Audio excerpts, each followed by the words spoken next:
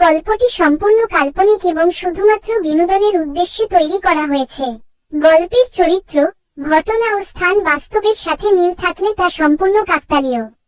এই ভিডিওর উদ্দেশ্য কাউকে ভয় দেখানো বা কুসংস্কার ছড়ানো নয়, শুধুমাত্র দর্শকদের বিনোদন দেওয়া।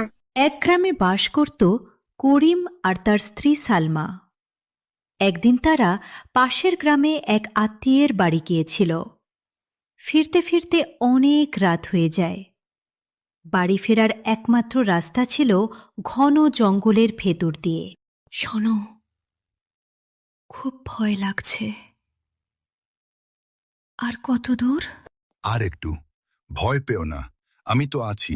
হঠাৎ দূরে ঘণ্টার তুংটাং শব্দ শোনা গেল।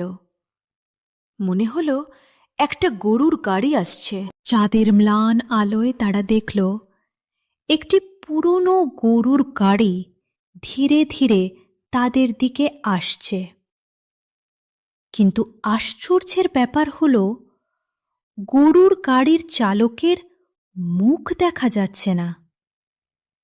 শুধু সাদা কাপড়ে ঢাকা একটা অবয়ব। সালমা কাপা গলায় বলল, ওটা কে?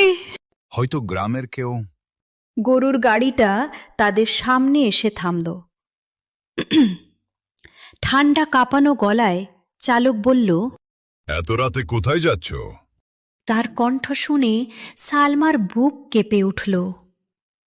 মানুষ নয়, যেন গুহার ভেতর থেকে আওয়াজ আসছে। আমরা বাড়ি ফিরছি, গাড়িতে উঠে এসো, পৌঁছে দিচ্ছি। সালমা ফিসফিস করে বলল, আমরা হেঁটে চলে যাব।